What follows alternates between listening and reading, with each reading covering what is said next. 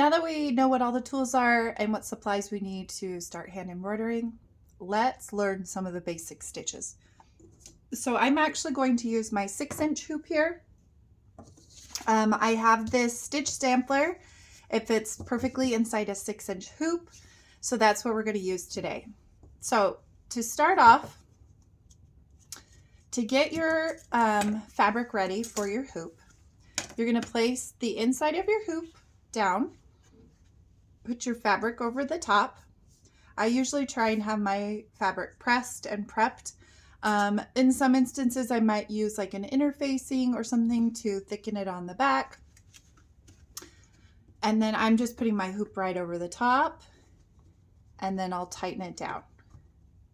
Now, sometimes I'll come back through and kind of stretch or pull the fabric from behind so that I can tighten this even tighter. You want it nice and taut, kind of like a bouncy trampoline. Okay, so really as tight as you can get it is what you want, and that's going to make it easier for you to do all the stitching. Then you can put your design over the top. Now, some people like to put the design through the hoop.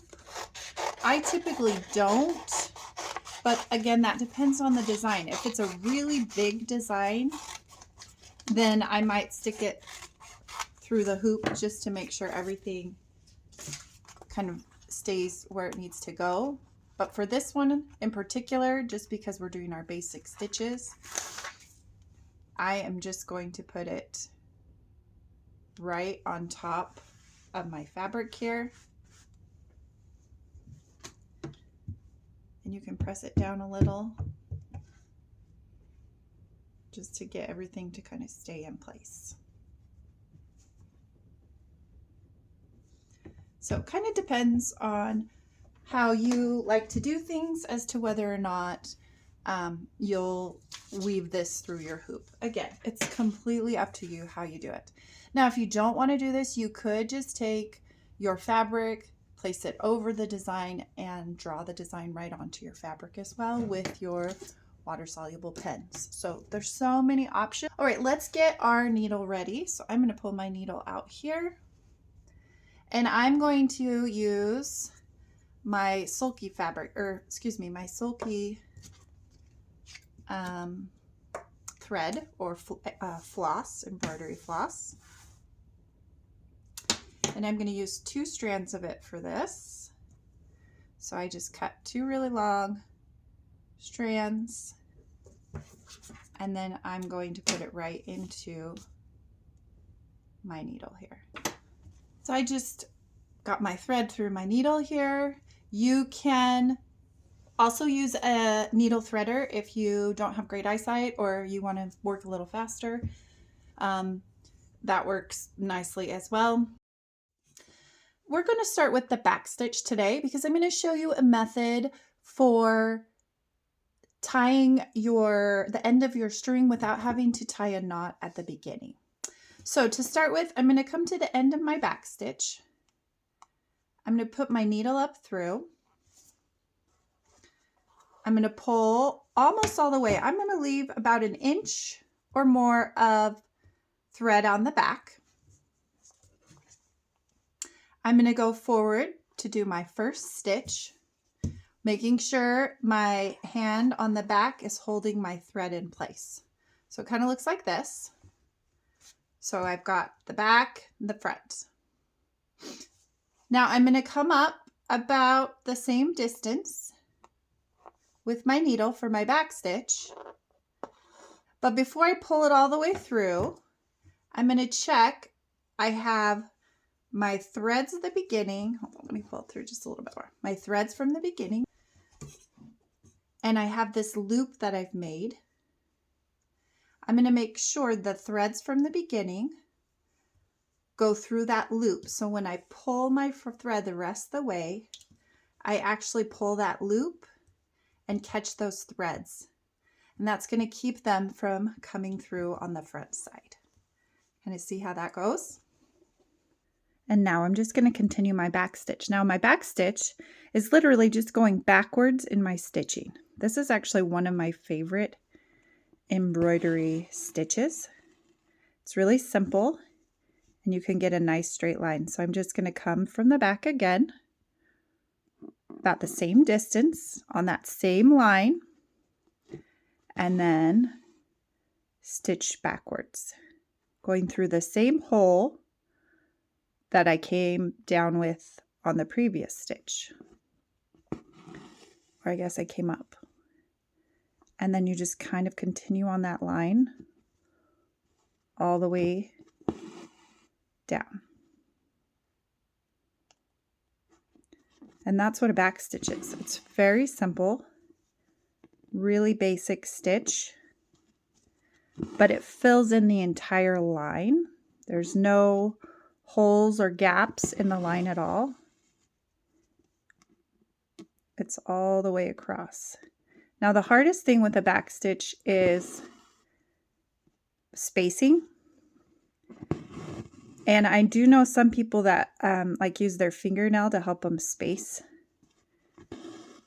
I don't really know how to do that. I haven't conquered the art of that. But I just try and stay on my line and eyeball it the best that I can with my back stitch.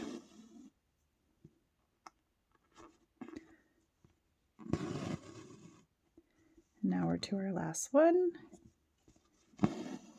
And back.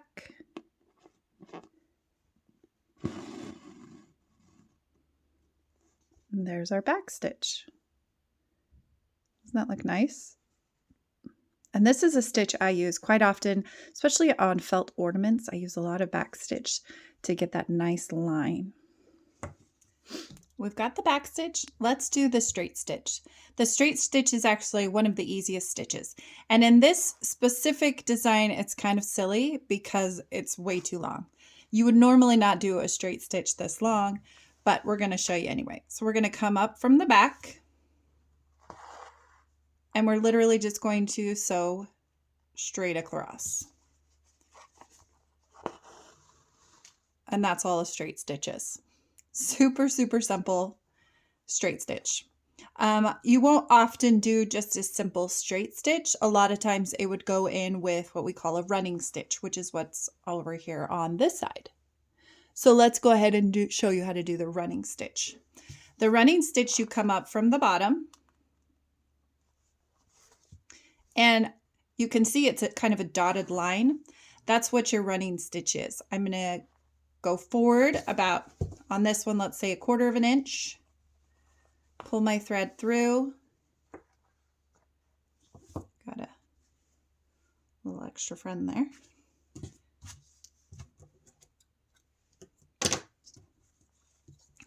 Then come up a little distance away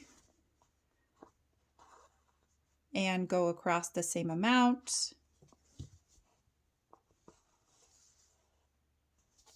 And same thing, up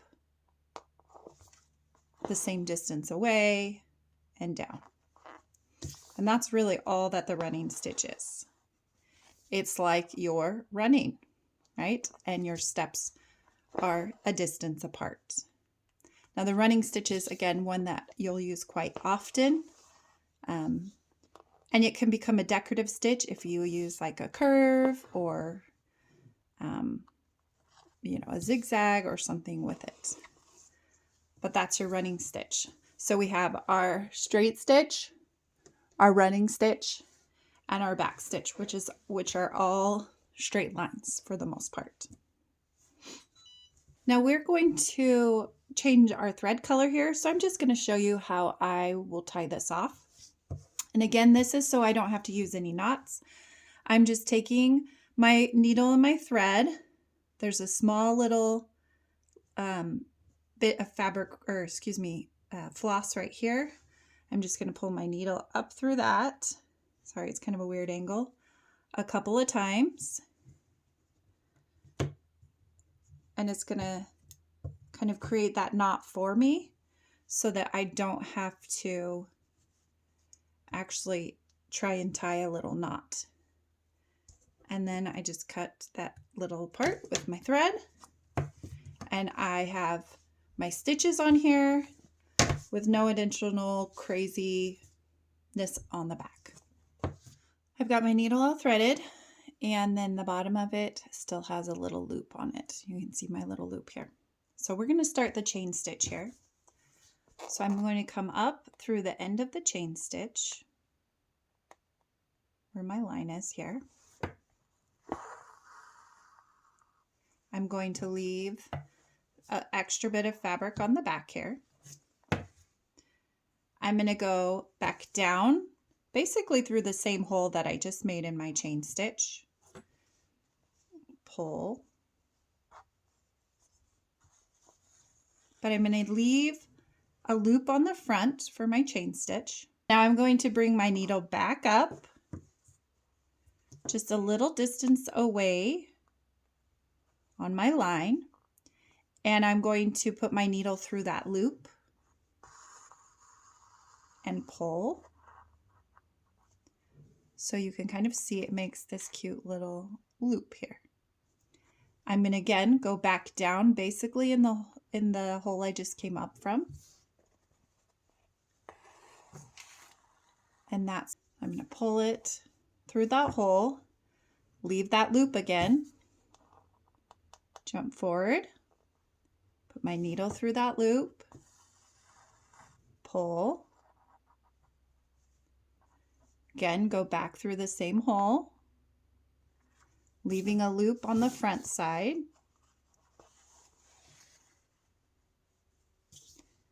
coming back up, pull, and you can see I'm just making each of these links in this chain as I'm going along. Right, last one. And there's my chain stitch. Just go back through the back side to finish it off. And that's kind of what the chain stitch looks like. We're going to do our stem stitch now, and you can kind of see it's kind of a fun little wave because it's a stem. So we're going to come up from the bottom. We're going to go forward. We're going to not pull it quite all the way through, just so we can see. And you can see right here, in between my lines, I'm going to come up in between those two lines, or those two stitches. And then I'm going to pull. And then I'm going to go forward about the same amount.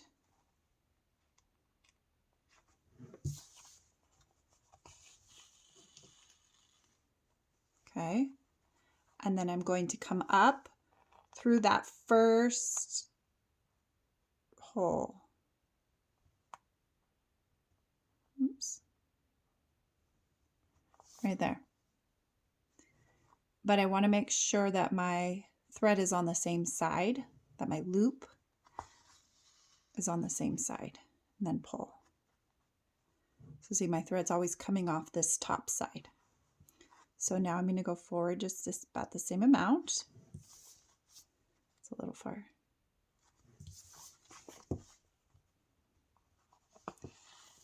Okay. And I just have that loop just so I can see. But then my needle's going to come through that hole. And the thread's going to come from the top.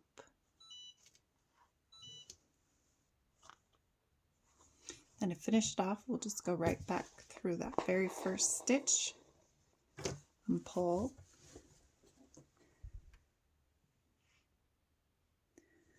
And then you can kind of see how it kind of rolls in on itself.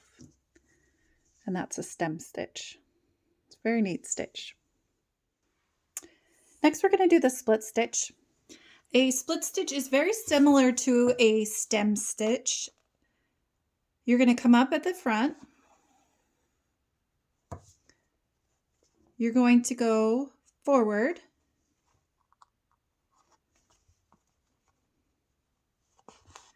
and pull your thread all the way through. And then you're just going to come up and split the stitch right in the middle through the actual stitch.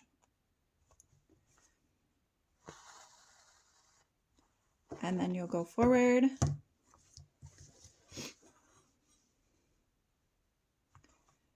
So it's kind of like a combination of like the back stitch and the stem stitch, but you're just going right in the middle of that stitch and coming forward. And this is a good one if like you need to outline like some words, or like you're doing a border or something and you just want to make a nice little outline on it. You can use a back stitch as well. The back stitch is actually my favorite stitch, but the split stitch is a really nice one as well.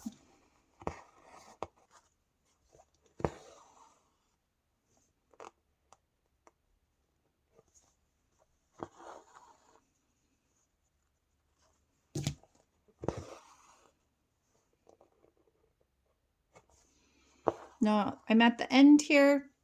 I'm going to go forward that last stitch. And then I'm going to come up through the center, through that middle, and then just go down through that front stitch. So I kind of have that extra back stitch on it. But that's your split stitch. And those are all of your line embroidery stitches. You've got the straight stitch, the running stitch, the back stitch, the split stitch, the chain stitch, and the stem stitch. Each of these are go-to stitches for embroidery. If you want to outline a shape, add some lettering, or create a really simple border, these stitches work every time. You've got the running stitch that's super easy, the back stitch that will always give you a nice clean line, the stem stitch, which is twisty and fun, and the chain stitch and split stitch, which are very decorative. I hope that this tutorial helped you. We're going to go through some of the other stitches in the upcoming videos. Let me know if you have any comments or questions down below, and we will see you in the next video. Thanks for watching.